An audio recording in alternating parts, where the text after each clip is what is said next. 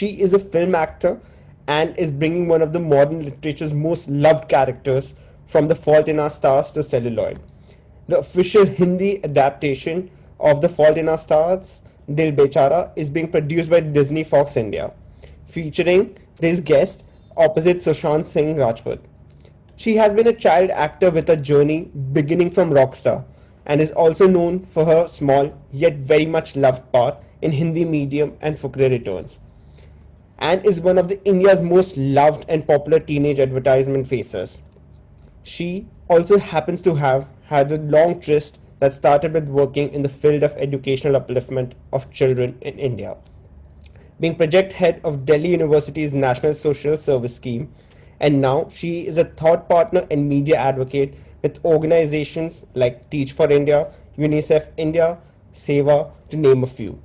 Her passion for academia fuels her choices as an artist today, and becoming Delhi University gold medalist remains one of her most prestigious achievements.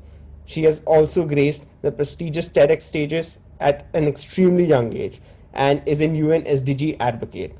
Presenting to you all the chief guest for the ninth edition of this conference, Miss Sanjana Sanghi.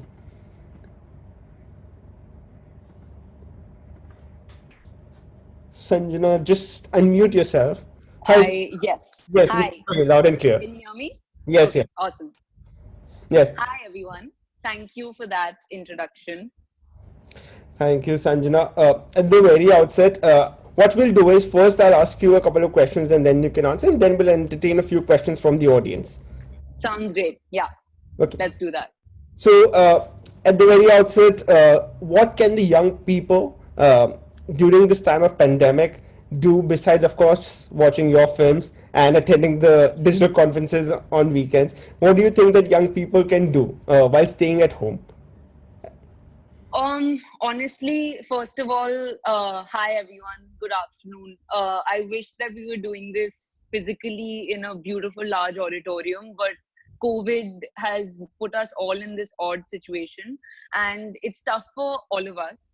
So I think that's the first thing that I want to tell everyone, that um, it's hard to stay as motivated. It's hard to want to work as hard because everything around us is just so difficult right now. But to try and stay on track, if I were in school right now, one of the things I would definitely be doing is, of course, attending conferences like this to try and keep my debating. I used to be a debater in school. I used to be on the media team of my I.I.M.U.N. Society in school. I was never a delegate. But I would make sure that I continue all my hobbies virtually. Like we had a great dancing session right now. I would continue that. But demarcate all the time, that this is for studying, this is for my extracurriculars, and then there's a solid amount of time also just to like relax and do things that are just fun and not stressful. So just keep it as wholesome as possible, I guess. Uh, Sanjana, like you mentioned that you are an active debater or have organized debating competitions, and you are also a TEDx speaker. Yeah.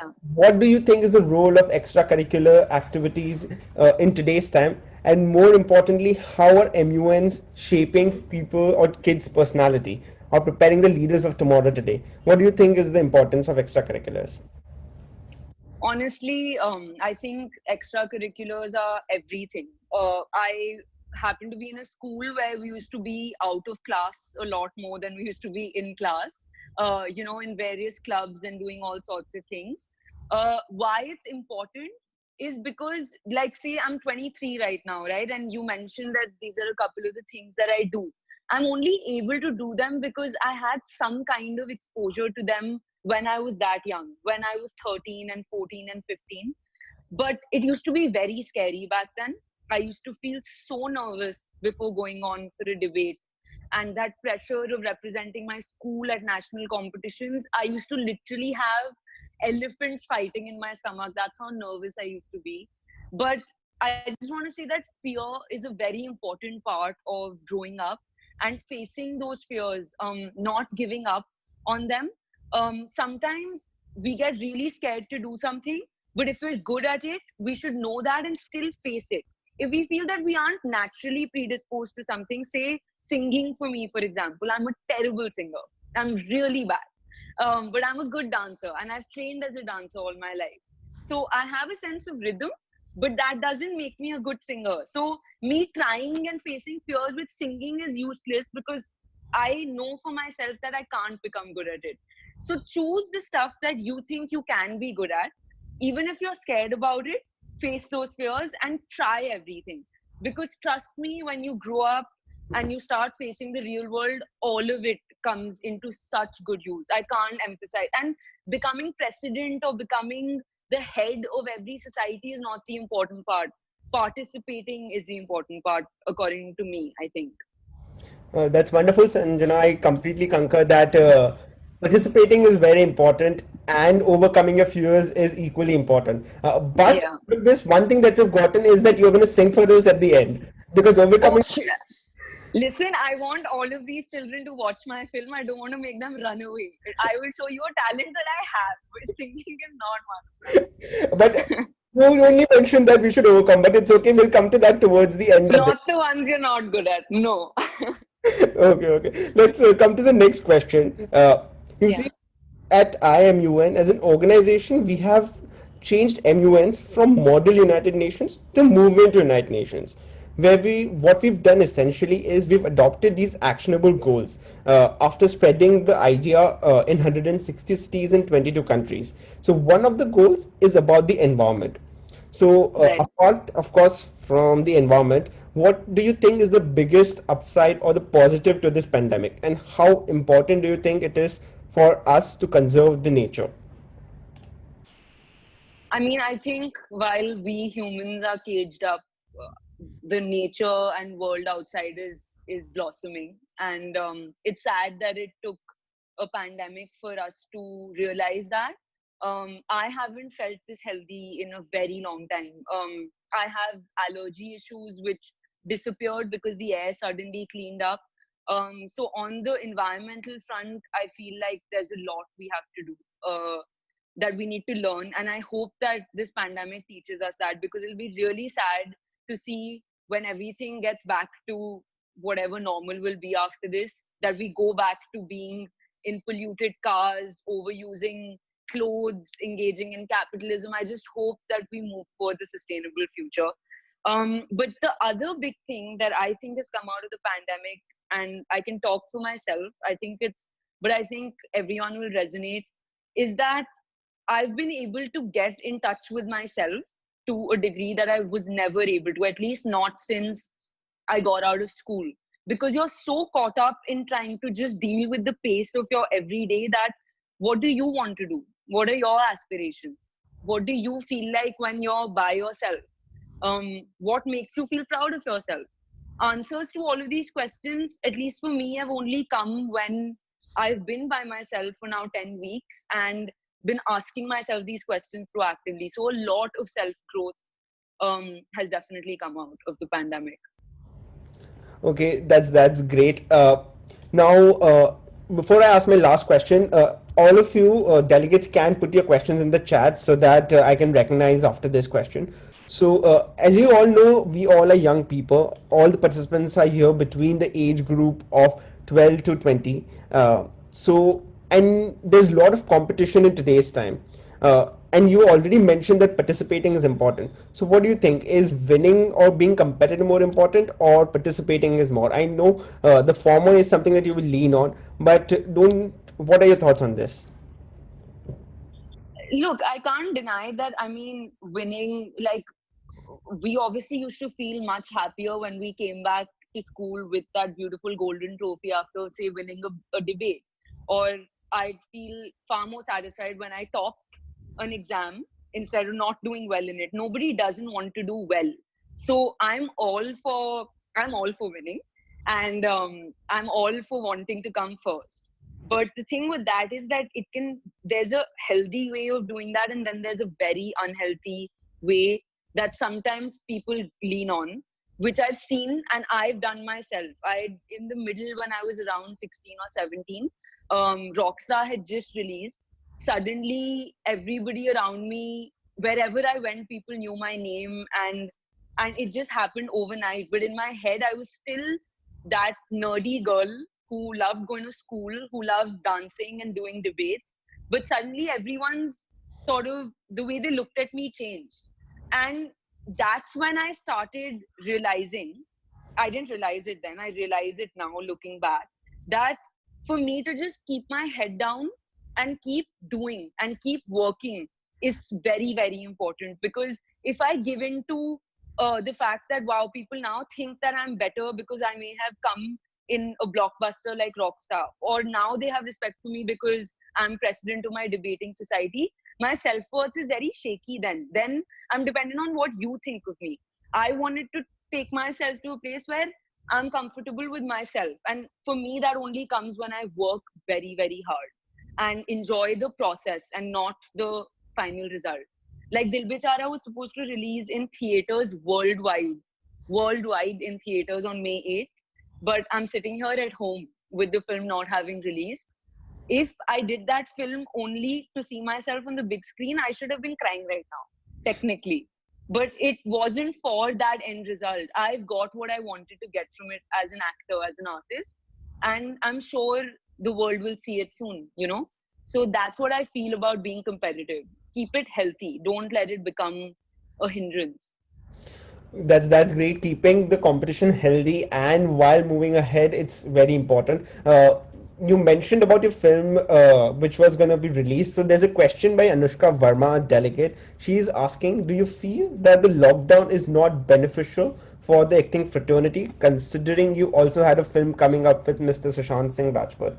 So what do you think is the impact on the film industry overall?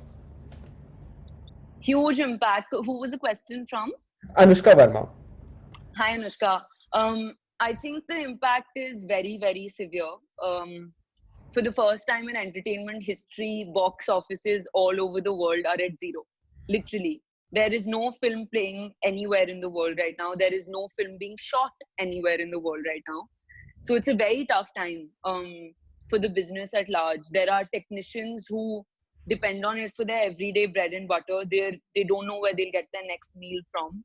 All actors, however, whichever, whether you're a superstar or a new actor, you're not on a film set. So it's not good from any angle. But this whole shift onto OTT and digital platforms is very exciting. That I love. I love that finally films will be releasing on OTT platforms. We're getting to see so many new shows, and I think that's the future. That's what I'm excited about. So basically, you hinted that your film is going to release on the OTT platforms very soon for us to see. I mean, I haven't got any official news. I hope that it does, because I know the theaters aren't going to open anytime soon, not this year.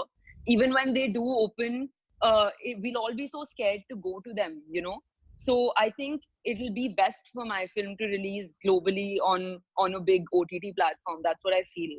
I'm hoping for that. Let's hope we all get to watch that film very soon. Coming to the next question. The next question is by Samriddhi. She is asking, what part in your career and shooting movies did you find the hardest to deal with, and which is your favorite movie till now? My all-time favorite film, Samriddhi, is Dil Chahta Hai. I am obsessed with it. I wrote my college thesis on it. That's how obsessed I am. Uh, and what was the other part of the question? The other part of the question was, how has your experience been? Like, what was the difficult part in while shooting a movie? Like, I think realizing how challenging shooting a film and being the lead actor of a film can be. I thought, so I prepared for it for almost a year. I trained, I learned a new language, I did field research, and I thought, I'm prepared. This is going to be a cakewalk. Just watch me. And then you land up on set and you realize the kind of overwhelming chaos and how much pressure is on your shoulders.